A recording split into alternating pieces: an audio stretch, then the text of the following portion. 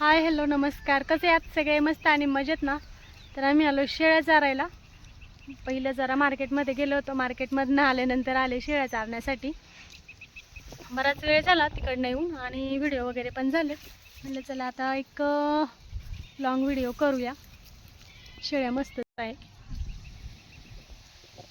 तर आता कसं आहे माहिती का, सगळ्यांचं म्हणणं आहे बोकड पालन परवडतं का, शेळी पालन परवडतं का?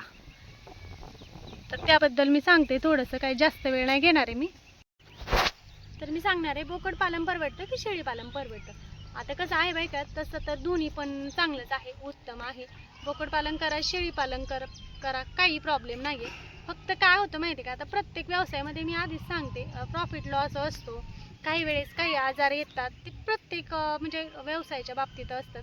म्हणजे या शेळ्या असो, मेंढी असो, गाय असो, प्रत्येकामध्ये कुक्कुटपालनामध्ये प्रत्येक प्राण्यांच्या बाबतीत काही ना काही कधी ना कधी आजार येतात. तेवढा मात्र सांगू शकत नाही ना पिपियाचं वगैरे आजार आहेत 1-2 शेळ्यांना. तर ते जर आजार आले तर मग अवघड होऊन जातं. आता काय होतं, तो कशामुळे येतो, तर आपण जेव्हा बोकड घेतो तर बोकड दुसऱ्या गोठ्यातून येतात. दुसऱ्या गोठ्यातून जेव्हा बोकड आपल्याकडे येतात तेव्हा काही आजारी असतात, काहीतरी व्हायरल असतं. आता ते आपल्याकडे आल्यानंतर काय होतं, तो एकच बोकड असतो आजारी. पण मग आपल्या गोठ्यामध्ये आल्यानंतर एक 10-5 आपल्या अगोदर बोकड असतात.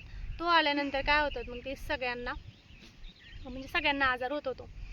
आपण कसं म्हणताय का, खरूज नाहील्यासारखं होतं तसं. म्हणजे सगळ्यांना आजार होऊन जातो, त्यामुळे तो आजार होतो.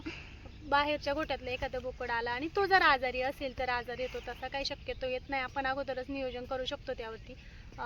लसीकरण वगैरे आहे अगदी पहिल्यापासून. आपण जर तशी काळजी घेतली तर तसं शक्यतो होत नाही. पण कधी कधी होतं बरं का. म्हणजे काय माहिती का, म्हणजे मी अगोदरच सांगते, तुम्ही म्हणशाल या सांगताय करा पण आणि असं पण सांगताय, तर मी इतकं सांगते की रिस्क आहे. कारण कसं आहे, एकच बाजू सांगायची व्यवसायाची असो, कोणत्याही गोष्टीची असो, आणि दुसरी नाही, ते मला आवडत नाही. जे आहे ते मी अगोदरच सांगितलं आहे.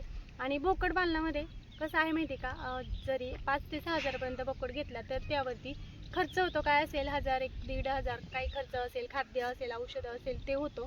आणि मग बाकीचं काही प्रॉफिट राहतं. आता बोकड वाढीसाठी सांगते तुम्हाला, काही काही बोकड वाढतात, काही काही वाढत नाही. कारण कसं असं, लहानपणापासून एखाद्याची कशी वाढ होते, एखाद्याची नाही होत, ते पण सांगू शकत नाही. मग सेम बोकडचं प्रॉफिट मी सांगत नाही प्रत्येक बोकडचं. काही बोकडामध्ये 5000 मिळेल, काहीमध्ये 4 मिळेल, काहीमध्ये 3 मिळेल, असं सेम नाही सांगत मी. म्हणजे कोणत्याही बोकड असेल तर तो सारखं वजन नाही ना होणार त्याचं, असं आहे. एखाद्याचं जर 20 किलो वजन झालं तर त्याची किंमत वेगळी, एखाद्याचं 18 किलो वजन असेल तर त्याची किंमत वेगळी असू शकते. म्हणजे प्रॉफिट प्रत्येक बोकडचं सारखं होणार नाही बरं का.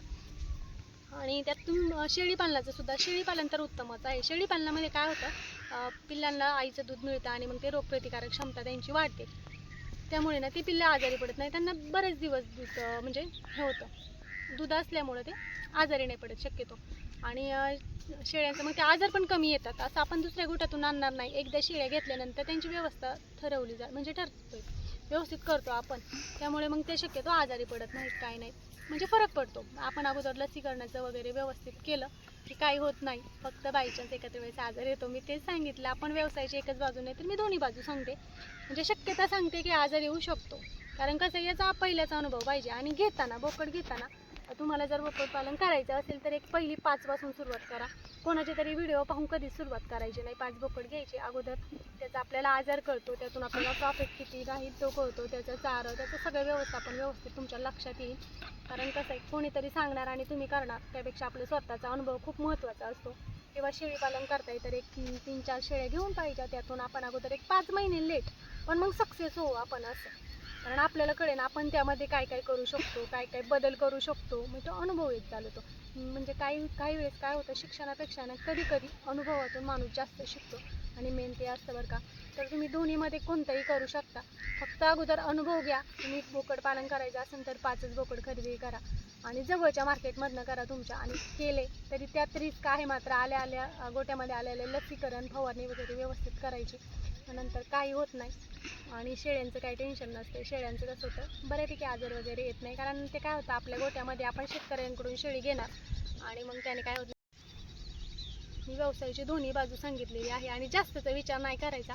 आपलं एकरी उत्पन्न तुमचं काय असेल, समजा ऊस लावला तर शेतीमध्ये तुमचं एक मिळत असेल, 1.5 लाख मिळत असेल, तर तेवढे आपल्याला जर आपल्या म्हणजे शेळी पालनापासून मिळत असतील तर मग काय प्रॉब्लेम आहे. असं आहे, आणि त्यावेळेस तुम्ही जेव्हा 5 शेळ्या घ्याल, 5 बोकड घ्याल, त्यावेळेस कळेल तुम्हाला चाऱ्याचा पण अंदाज येईल की आपल्या याच्यामध्ये किती चारा म्हणजे किती चारा लागेल, यांना काय लागेल. आणि जर अर्धबंदिस्त असेल तर उत्कृष्ट. आता आम्ही चारतोय शेळ्या सध्या बरं का. शक्यतो म्हणतात पूर्ण बंदिस्त असल्यावर सक्सेस नाही होत, आणि ज्यांना चारण्यासाठी जागा असेल त्यांचं तर उत्तमच आहे. त्यासाठी मी सांगते अगोदर अनुभव घ्या आणि मग सुरुवात करा. तर चलो बाय बाय. भरपूर मोठा व्हिडिओ झाला असेल माझा.